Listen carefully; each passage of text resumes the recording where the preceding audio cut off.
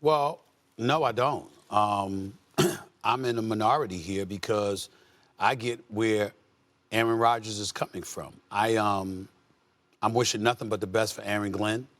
I think he was the right coach for the job. Mike T, I know that I think the reports are correct. You know, you were a part of the, helping Woody Johnson with the search. Great job on your part. I think he's the right coach for the job. I think that Aaron Glenn, I really, really believe that he's going to do an outstanding job, and I get that part. But with all the things that have been said about Aaron Rodgers, I mean, when are we going to get to a point where we say it's a touch unfair? I understand he brings a lot on himself. I get that part. But on so many occasions, we talk about people's contribution to the game. This dude has been in 5 NFC championship games. He's a Super Bowl champion. He's a 4-time league MVP. Only Peyton Manning has won more league MVPs than him. And I understand that the struggles that have occurred recently with the New York Jets, he doesn't get to get absolved from them. He wanted to call his shots, and he goes to New York, and they let him bring Nathaniel Hackett with him, and he's the face of the franchise. But his very first year there, he gets hurt the 4th play into the season. The 4th play, not the 4th game, the 4th play, and tears his Achilles. So he really only had 1 year there. He's coming off a torn Achilles injury, okay? And even though it was a down year, and we know that about Aaron Rodgers, okay? By the way, he struggled a couple of years in Green Bay before he got to the New York Jets. I'm not losing all of that. Yeah. But we look at him, he still threw for nearly 4,000 yards. He still threw 28 touchdowns. He's still done more than any Jets quarterback has done in recent memory. And all he was talking about, he wasn't talking about your decision. He was saying, damn, I flew all the way here on my own dime from Cali. It's a 6-hour flight. You couldn't have told me that over the phone? And, 2 minutes in, you telling me we going in a different direction? You couldn't have just called and told me that? Why you have to fly me out here? And so I'm looking at people going off, and they're looking at the New York Jets like they're right, and they want to bring up all of this stuff about Aaron Rodgers. The principle is simple, y'all. The man flew across the country for something that you could have told him over the phone. He said 2 minutes in. He said you didn't have a conversation. No, Stephen, and I get what you're saying. And Mike T, I'm going to come to you because obviously you've been a part of these conversations. But you could argue both ways.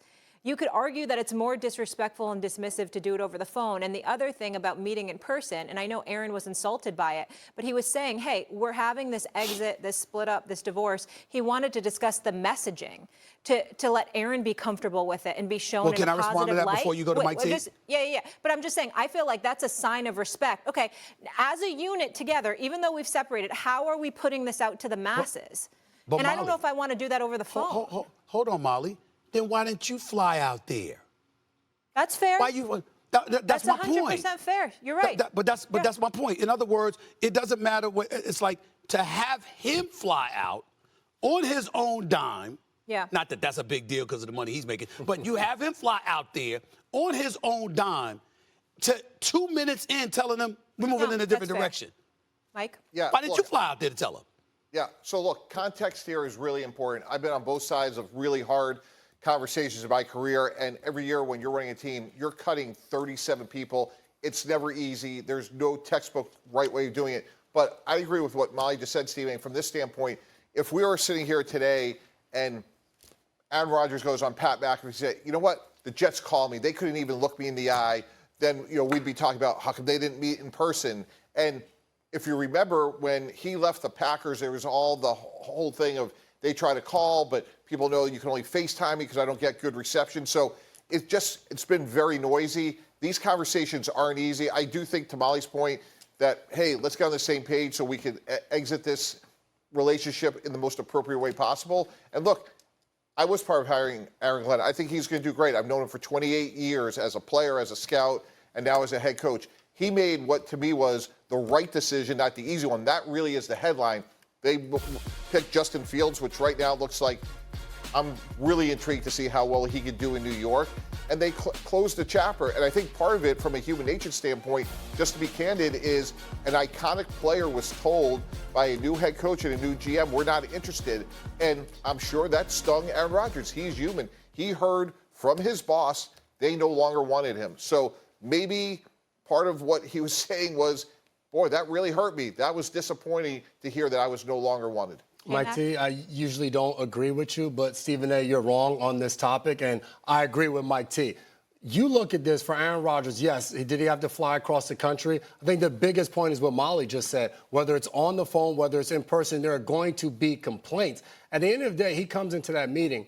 Why would Aaron Glenn want to get to know Aaron Rodgers if they've already made the decision to move on? If you're Aaron Rodgers, I don't want to sit and talk to you for hours if you already know that my services are no longer needed for this organization. Yeah. It sucks to be told, especially when you've reached the level of Aaron Rodgers. I never got to that point, so I don't know what it feels like. I do know what it feels like to be cut. And when you're sitting across from somebody and you don't feel like you get to argue your point or give your perspective of why the product on the field was the way it was, why they are moving on, then yes, you do feel like it was a disservice done to you. So I understand his feelings, but that doesn't make the Jets wrong. I look at this situation. If you're a Jets fan and you heard what Aaron Rodgers had to say yesterday, you're fired up. You're like, finally, they've made a decision and they've run with it and they're not looking back. Yes, the Aaron Rodgers era came in with a lot of hope, and some of it wasn't Aaron Rodgers' fault. But at the end of the day, they're in a position now with a new general manager, with a new head coach, with a new quarterback. We're moving forward, and we are not interested in what the quarterback of last year has to say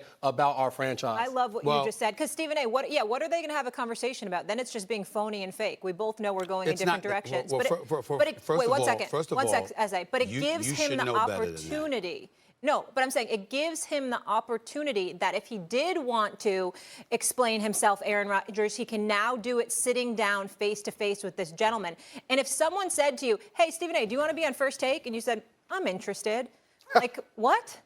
That's dismissive and disrespectful as well as an answer. We're not absolving Aaron Rodgers for his role in anything. We're talking about a bigger picture. Everybody on this television right now has been a part of negotiations. It's not just about the money. It's about how things are handled. I can tell you that for a fact. I just finished going through a very lengthy negotiation. I can tell you for a fact, money is important, but that's only one component. There are other things that come along with it. Respect does matter. And what I'm saying to you is that I'm not debating the part about calling him on the phone compared to looking him in the face. You could have picked up the phone and said, listen, we made a decision. We'd like to come out and talk to you. You could have done that. You could have flew to Malibu. There's worse places to go. You could have done that. The point is, by them handling it the way that they handle, they probably have their reasons. And you best believe that if it was other people, it might have been handled differently. So maybe there's some personal animus with him. I don't know. All I'm simply saying is that when he sits there and he explains it from his side, I think people are looking at the history of Aaron Rodgers and they're primarily focusing on the bad, forgetting this is one of the greatest players in the history of the National Football League, who is a champion, who has been a big-time player and has made a lot of contributions to the league. And then the fact that you could have gone out there to see him yourself to give him that bad news, as opposed to having him fly there on his own dime, just for you to tell him in 2 minutes, we don't want you. Mike T., last word here, guys. Got to be real quick, then we got to go. Just to put a ribbon on it, all that, I understand that. I think what we saw yesterday was a football player, an all-time great, understanding his football mortality and being basically told by another team besides the Packers that it's time to move on. And that's a hard thing to digest.